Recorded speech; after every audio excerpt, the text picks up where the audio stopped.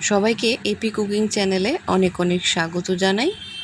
আজকে আমি নিয়ে এসেছি খুব হেলদি এবং টেস্টি দু ধরনের পরোটা রেসিপি। এই পরোটার রেসিপিটা কী করে বানাচ্ছি তোমরা পুরো ভিডিওটা স্কিপ না করে দেখতে থাকো। তো এই পরোটা বানানোর জন্য প্রথমে আমি নিয়ে নিয়েছি একটি বড় বোল। সেই বোলের মধ্যে দিয়ে দিচ্ছি 1 কাপ পরিমাণ ময়দা।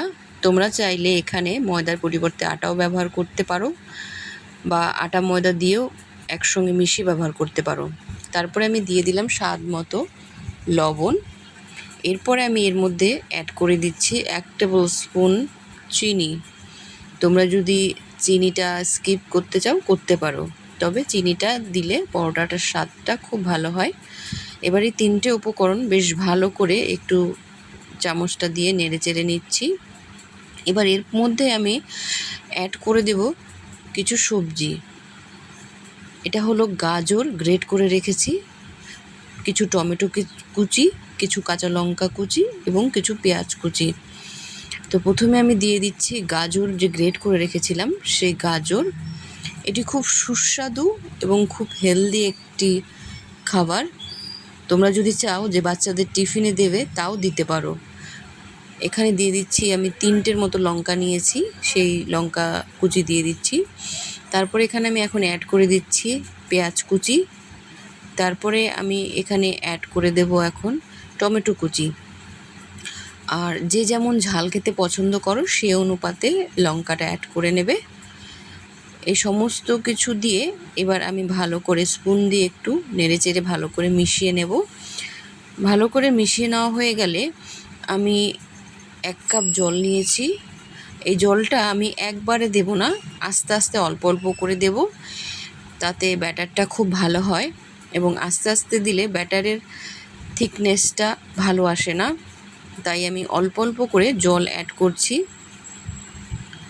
এটি খুব অল্প সময় এবং খুব হেলদি রেসিপি।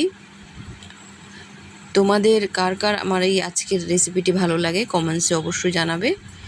আর যদি এখনও আমার চ্যানেলটাকে সাবস্ক্রাইব না থাকো তাহলে অবশ্যই সাবস্ক্রাইব করে দিও আর ভিডিওটাতে লাইক করে দিও। এইভাবে ভালোবেসে আমার পাশে থেকো।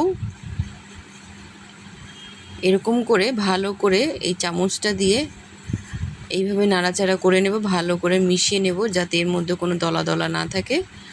আশা করি তোমরা দেখে বুঝতে পারছো যে থিকনেসটা কেমন হয়েছে। এই সমস্ত উপকরণ মেশানো আমার হয়ে গেছে, দেখো দেখতে কত সুন্দর লাগছে। এবার মেশানো হয়ে গেছে, 10 মিনিটের জন্য আমি এই সমস্ত উপকরণ ঢাকা দিয়ে রাখবো।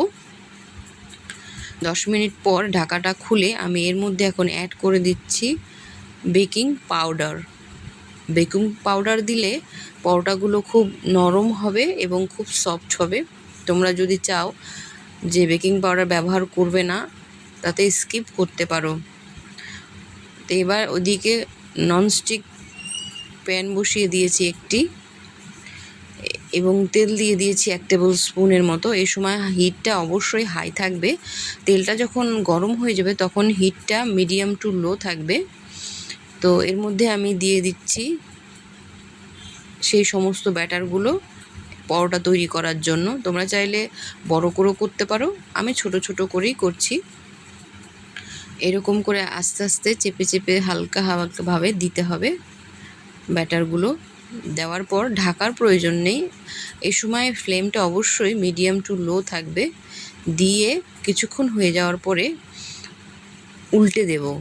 এরকম করে উল্টে দিলাম। এটা হলো ডিম ছাড়া। এবার আমি অর্ধেক যে ব্যাটারটা ছিল সেই ব্যাটারের মধ্যে একটি ডিম অ্যাড করে দিলাম।